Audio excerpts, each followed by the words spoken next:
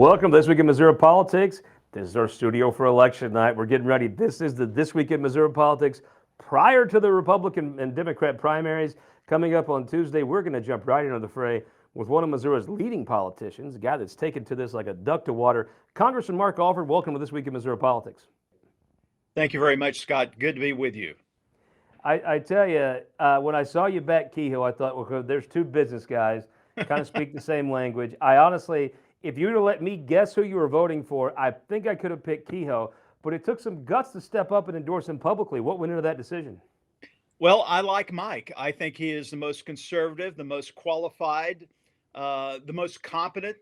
I have nothing against Jay Ashcroft. I've never met Bill Eigel. He's never contacted me. I talked to Jay quite a bit, exchanged some texts with him. Have nothing against those two. I just know that Mike Kehoe is the man for this job. He is going to hit the ground running with his experience. He's trustworthy. He's compassionate. He's respected. He's not a bomb thrower. He's not looking to burn things down. He's looking to build them up. And I want to help him do that. There is a sense here where you feel Mike Kehoe wants to actually accomplish things, and maybe the other two want to maybe fix. To quote John Ashcroft, Mike Kehoe's about fixing the problem, not fixing the blame. I think that's exactly right. And look, I have nothing against Jay Ashcroft or Bill Eigel or those who support him. Although I'm being vilified on social media, people condemning me and telling me I'm never going to win another election, and they're not going to be my friends anymore, and blah blah blah. But look, when I endorse someone, it's not even necessarily because I think they're going to win. Although I believe Mike Kehoe is going to win. It's because I believe in them. I believe what they're about. I believe their heart. And Mike Kehoe has heart for Missouri. He has heart for America. I've known him for a couple of years. We've had great conversations. I was at one of his bus rally stops in Columbia the other day, and everyone else had left. And I had done a little speech for him, supporting him. I signed the bus, and we got off, and Mike said, Mark, would you and Leslie please pray for me and Claudia? We know each other on a personal level. And then he stopped and he paused and he said, you know what? I really want you to pray that God's will is done in this election. And that's the kind of person that Mike Kehoe is. He's looking out for the best thing of the 8 million plus citizens of Missouri. It's not about. I'm just going to be honest with you. I would have asked for you to pray for me to win if I was Mike Kehoe right then. Well, you would definitely be the long shot. That's a fact. Congressman, I like you said, it's not you didn't come out against anybody else. You came out for Governor Kehoe. I do like some of the things of his platform of, hey, we're going to get together. We're going to get Missouri moving again. I do think that we have to look in the mirror and realize, our population isn't growing. Other states are. Why is that? What can we do to turn that around? I have heard you talk about that before too. Give me a couple of things that now that you've seen the full picture, what are some things state government needs to get on the stick on in order to grow again? I thirst to see Missouri grow again. Well, I do want to give Mike Parsons some credit for creating jobs along the I-70 corridor there in Columbia, especially. He's helped bring in a lot of food industry and manufacturing there that was not there previously. And I know that this expansion and improvement of I-70 in the 4th Congressional District and beyond is really going to help in that. We've got to. I think Mike Parsons planted trees he'll never be able to sit under the shade of. But exactly. You see people from all over this country. Tell me what's going right in Alabama. Tell me what's going right in Texas from the members that you serve with. Well, and we're competing with these progressive states, not politically progressive, but I'm talking about economically progressive, where they are out there being bulldogs. You got to be a bulldog to bring business into your state, and you have to offer them attractive packages, not necessarily tax incentives all the time. That's how we're competing, as you know, with the Starbund issue on the Kansas side. Yeah. But there is something great about Missouri, and we have to sell Missouri. Mike Kehoe is a salesman at heart. He is a businessman. He is also a leader. And leaders lead by recognizing what they have to get out there and try to draw people in. I want to work with him to increase our trade when it comes to selling our corn and soybeans. I'm working on trying to open up foreign markets that we're not in Hmm. right now. He's going to be instrumental in that. But we've got to start working better together as a delegation up in DC and those state lawmakers and state executives here to sell Missouri as the #1 state to be in. I feel like we have a lot to offer. I feel like, it is going to take a dynamic leader, somebody that wants to accomplish stuff. Look, anybody can burn down a barn. It does take a leader to actually accomplish. And that's certainly been the platform he's had. I got to ride that bus up to Sheridan, Missouri. I'm going to venture a guess and say there hasn't been a gubernatorial candidate 2 weeks out from an election be in Sheridan in a very long time. That bus has made their way around this state. I saw you signed it. It was kind of cool.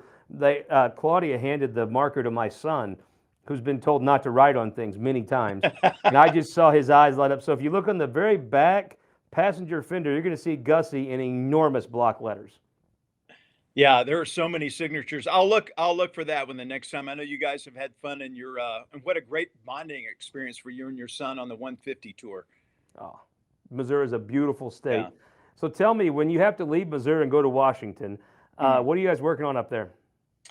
Well, look, appropriations bills right now. You know, we left to come back for our district in district work session, as I call it. Other people call it a break. I'm not on a break. You should see my schedule. I am jam packed. We're having 12 town hall tours. We're going to the state fair.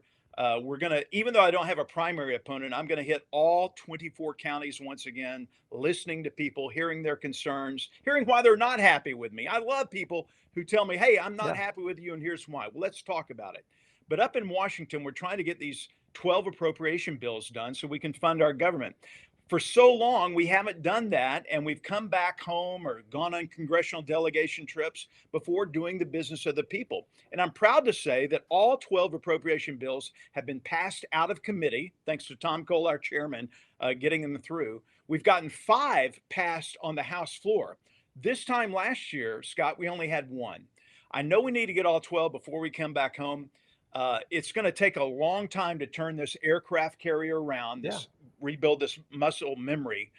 This is not a ski boat we're dealing with, and with a 2-seat majority, it's just not easy to get done. So I'm helping others get back to Congress that are in at-risk seats right now. I'm helping new members, like I hope to be new members, like Dr. Pranza Thready, who's taking on Sharice Davids. He is a reserve officer out at Whiteman Air Force Base and a cancer doctor, great individual. We've got to rebuild and build up our majority even more so. We've got to win back the Senate. I'm confident we're going to do that. And we got to get Trump elected to the White House. With that trifecta, we can come in with budget reconciliation and we can make, I know this sounds trite, but we can truly make America great again. We can get the economic engine churning once again. And that's what we need. So tell me the mood amongst the folks in Washington, amongst your colleagues, the mood about President Trump's reelection chances as of today. Well, I think the mood was a lot better after the convention. I was there in Milwaukee. It was, I tell you what, it was like a Billy Graham revival in a WWE cage match. Wasn't Hulk Hogan's speech incredible? I Oh my loved it. goodness! I mean, the guy's incredible. It was just, I wish P.T. Barnum had been alive. This was like the greatest show I've ever seen, and there was so much unity there. You know, the calls were for Biden to get out because of Mhm. his mental decline. And I get that. I know President Trump would have been able to beat Biden handily. But I think for the good of the country, he needed to get out.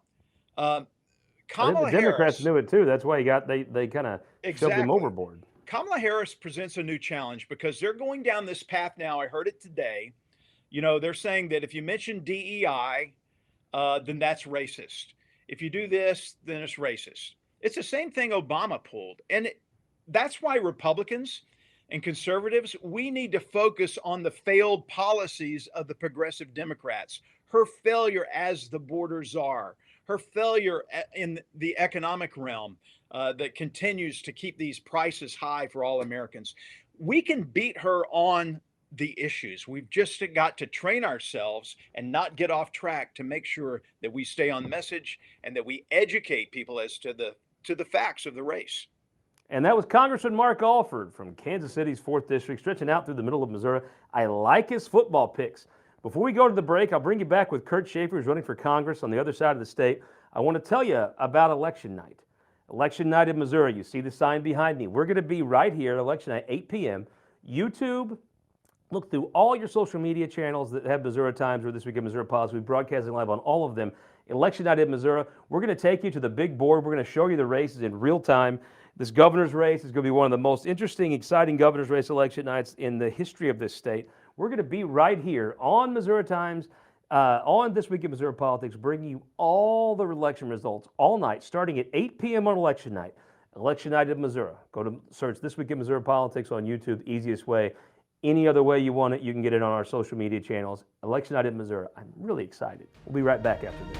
For more than a century, the St. Louis Carpenters Union has shaped our communities. Through trusted alliances, we deliver skilled professional craftspeople while our business partners provide the kind of quality jobs that keep our economy humming. It's a blueprint that has worked since 1882. Turning Missouri into a right-to-work state stalls progress, wipes out jobs, and kills momentum. Right to work is wrong for everyone. Let's keep Missouri moving forward. Visit carpdc.org to learn more. America is under attack. We need to lock the border down. As governor, I will fully support President Trump in securing our border. Biden's open border means Chinese fentanyl is flowing into Missouri. Now they're coming for our land. China is the enemy of our country and of the state of Missouri. As governor, I will stop China from bringing fentanyl into our state and from buying up our farmland. Mike Kehoe will defend our borders and stop China. Paid for by the American Dream Pack. When you come from nothing, you fight the odds your whole life. Growing up in rural Missouri, my mom waited tables, often working extra shifts to get by. I was the very first in my family to graduate from high school. I've committed myself to helping families just like mine. I'm Crystal Quaid. As governor, I'll battle insurance and drug companies to reduce prices. And I'll continue to lead the fight to guarantee our abortion rights. I'll make sure parents working extra shifts today have children who can beat the odds tomorrow. Welcome back to This Week in Missouri Politics. 2 days before the election, we are joined by a guy at the center of one of the tightest races in the state. Former Senator Kurt Schaefer running for Congress in the 3rd District. Welcome back to This Week in Missouri Politics. Scott, thanks for having me on. So let's talk about the campaign. What are you hearing out there? You know, it's interesting. I think, my race, like a lot of these races, it's difficult to predict. I think all of these races have a lot of undecideds late into the process. So I think you're going to see everybody working hard right up until the last minute. Why are you doing this? You're a successful attorney. You had served your time in the legislature. Why are you doing this? Because Congress is broken, and I want to make Congress work again. We've got the biggest do-nothing Congress we've had in generations. And look, I've got kids, and I'm hoping really soon I have grandkids. And no pressure, right? Well, I am putting pressure on them. I'm just telling you. But aside from that, I mean, what are we doing? What are we leaving to our kids? I mean, you're a younger man than I am, but look, what we're seeing right now, that's not what we grew up in. What we live in right now is not the world that when you and I were young and we were growing up and we were thinking about what we wanted to do with our lives and where we were going to live and everything else. It's completely different now. It's so much more pessimistic, and the opportunities are fewer. The economy is terrible. International issues create threats constantly because we don't have stability from a position of strength in the United States. That's why I'm running for Congress. We have to fix this. And if there's one thing that I did in the Senate, I fixed a lot of stuff. I got a lot of stuff done. And we can talk about that more. But I will tell you that between me and my main opponent, that's the biggest difference, is the ability to get stuff done. And that's why I'm going to Congress. So what do you hear on the doors? When you knock on a door, what are folks telling you? The southern border, clearly, one of the biggest issues. And two issues there. One is public safety, crime, and other things that go along with an open border, national security. The other one is the fentanyl that's coming across, and we're seeing it. I've worked with law enforcement, represented the Highway Patrol for years. I've worked with law enforcement. Was, Sheriff's Association, Legislator of the Year, twice during my time in the Senate. I still talk to a lot of law enforcement, and they tell me they're seeing things now because of that southern border, even though we're all the way up in Missouri. They're seeing things right now that they've never seen before, related to fentanyl, related to illegals committing crime. That has to stop. The public knows that's going on. They don't What feel does that safe. look like? Tell me what if President Trump handed you the pencil and said, here, write down what we need to do. What would you have? What would be on that piece of paper? Well, first of all, I hope that does happen because I'm going to help him get this done. You know, President Trump had executive orders that stopped all of this. And when Joe Biden came in within the first week, Did it stop all of this? It stopped a lot of it because they kept people in Mexico until they had their hearings. So number one, you've got 8 million people that they let in and they give a piece of paper and they say, we don't know who the hell you are, but here's a piece of paper. Can you show up at a court in 8 months? Well, good luck with that. The other thing is there's over 3 million gotaways. So those 3 million, they never even gave the piece of paper. But for the ones they give the piece of paper, you know, look, you get some honest people, and some people will probably come back. But if you're from a Venezuelan prison, where in Venezuela they cleared out the prison, just like Cuba did back in the 70s and 80s, where Castro cleaned out the prisons, put them all on boats, and pointed them towards Miami. That's what you've got going on in South American countries. We're not getting, you know, mothers holding babies looking for a better life. We're getting middle-aged and younger men, military-age men with criminal records pouring across the border. Because these countries, they don't want them in their country. So you build a wall? You got to not let them in. And here's the other thing. If the border is not controlled, then you have to stop it. You can't say, well, you know, someday we're going to get this darn thing fixed. You got to stop it, and you got to say, until we know what the hell's going on here and we have control, there's nobody coming across this border. You know, and obviously you have transit, you have trucks in business and things like that, but you're not letting somebody coming in, you know, with a stick and a bag, you know, across their back because they want to come to the United States and you have no idea who they are. We cannot have that any longer. Speaking of Donald Trump, he weighed in on this race. It wasn't on your side. What was the reaction you had when you saw that? I guess it's not a tweet, it's a Trump tweet organization thing, that statement. When you saw the endorsement go the other way, what was that like inside your campaign? You know, I'm confident that when I meet President Trump, and I've never met him, that he's going to understand that I have the skills to get those things done that he needs to get done. And again, you know, my main opponent never did anything in the Senate. His slogan is, make D.C. listen. I say, well, nobody listened to him in the Missouri Senate, so why on earth is anybody going to listen to him in D.C.? On the other hand, I can throw elbows, and I did, and I work with people when I got to work with them, and when I don't, I know how to throw elbows, and it's why I was so successful. Cut $1 billion out of the state budget when I was chair, because we didn't have the money, and we delivered balanced budget every year, unlike Congress. I actually sponsored a balanced budget provision, which it would require the U.S. Constitution to be amended, and the right number of states would have to do that. But we got to get that started, and I know there are others who picked up that mantle after I left, and that's a project that takes a lot of time. But Congress should have a balanced budget requirement. They should have term limits too. But those are the kind of things that I got done. What's the right number for term limits in Congress? You know, maybe 16 years. You know, former Senator Ed Emery, who's since passed away. You know, you get, right now in the Missouri legislature, you get 8 years maximum in the House, 8 years maximum in the Senate, so 16 years. He had a bill that would allow 16 years in any combination. Yes. And I think that is a much smarter way to do term limits. I think term limits are still a good idea, but I think you've got to provide a little bit more flexibility. Almost had that done. I always thought the same. Central Missouri, this is a district that goes from St. Louis all the way over to Central Missouri. In this district, you have a lot of Mizzou folks. Mm-hmm. You were the person when Mizzou was on fire. you helped keep them stable until they could recover. I don't think people quite understand. Drinkwitz holds up that Cotton Bowl trophy, but a lot of that is federal appropriations going to make that campus run. Look, there's a lot of pieces that go into making that university work. And in mid-Missouri, it's the largest employer. So in addition to the educational issues, you simply just got the largest employer. That's a lot of families who, you know, buy groceries and buy cars and buy homes and everything else. And you've got to keep that going and make sure those people have stability in their lives.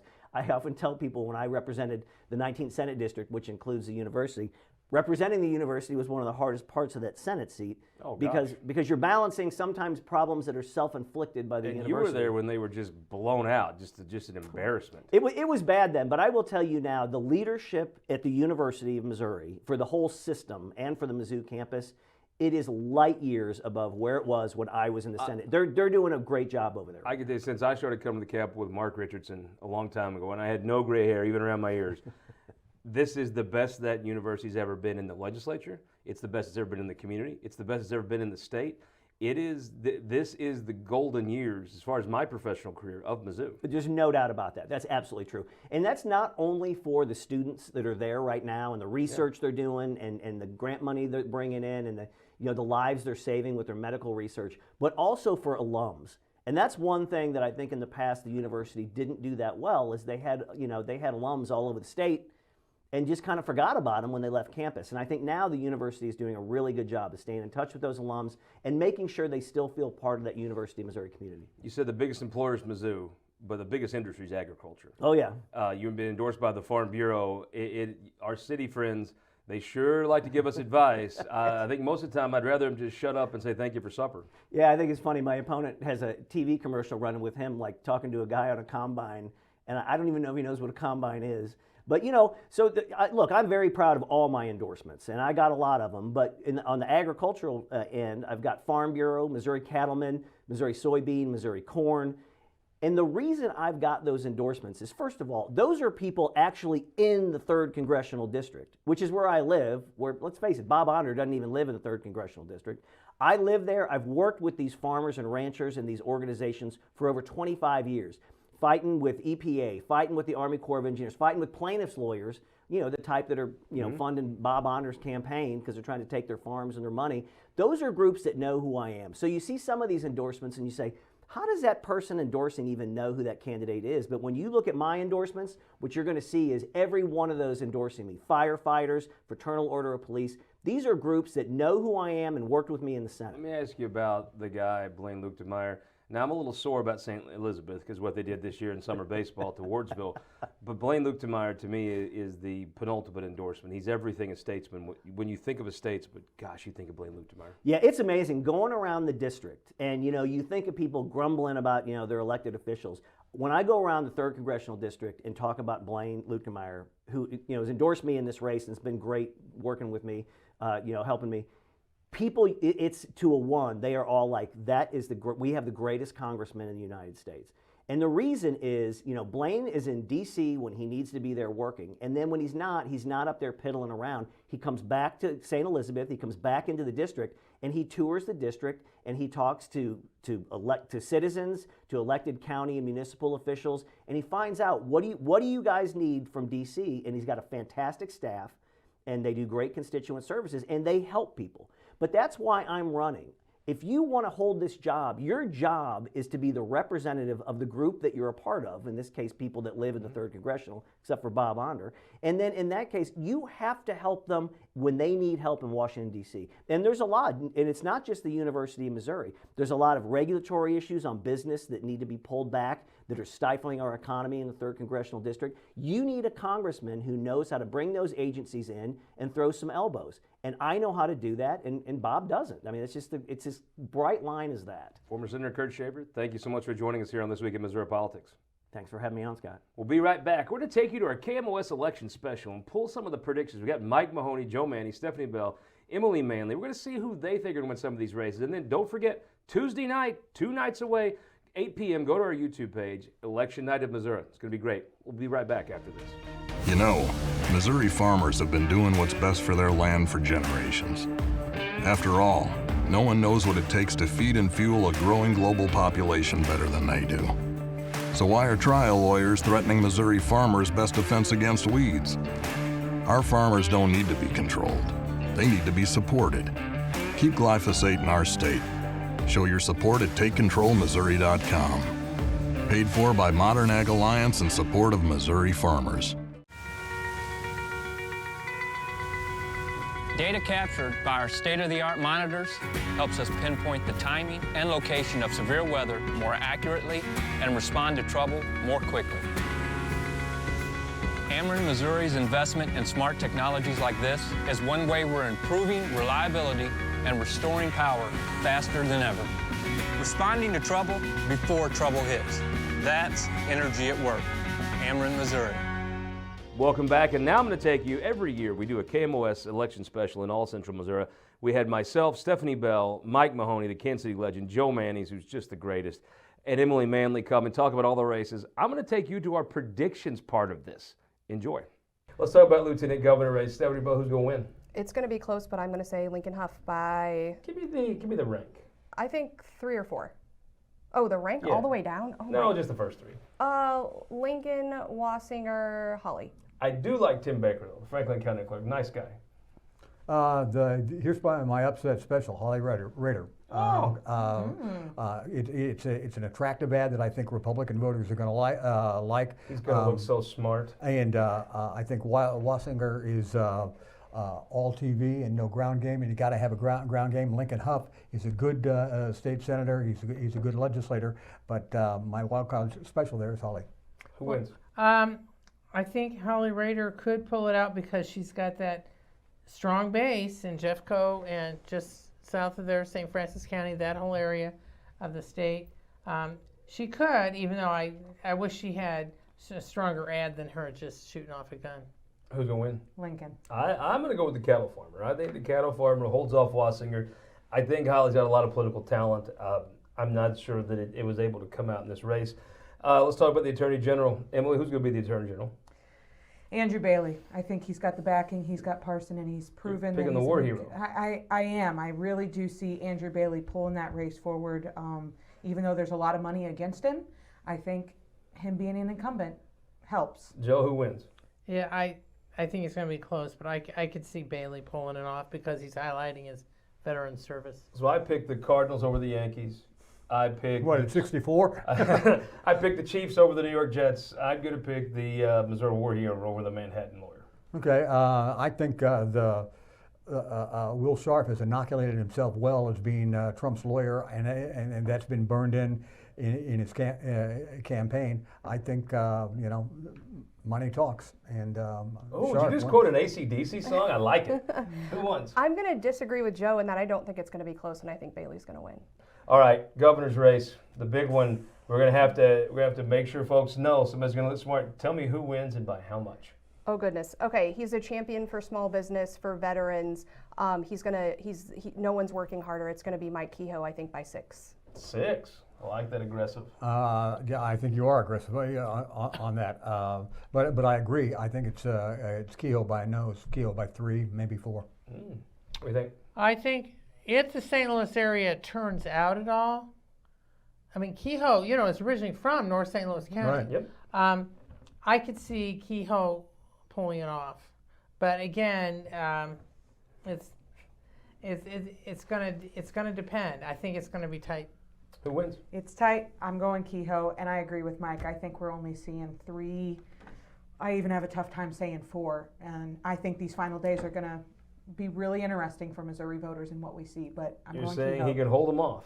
I think Kehoe can hold them off. Interesting. That's always so much fun to do that election special with those folks. It's a great time. We'll do it again in November. Thank you so much. I want to thank everybody. Our calendars are broken up by election cycles.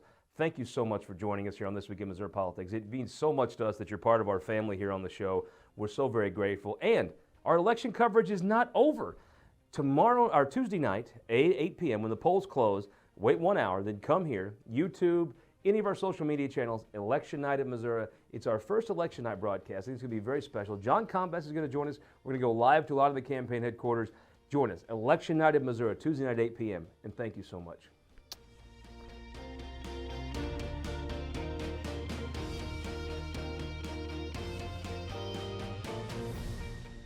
This Week in Missouri Politics is sponsored by the Missouri Automobile Dealers Association, Ameren, Spire, and the United Electric Cooperative.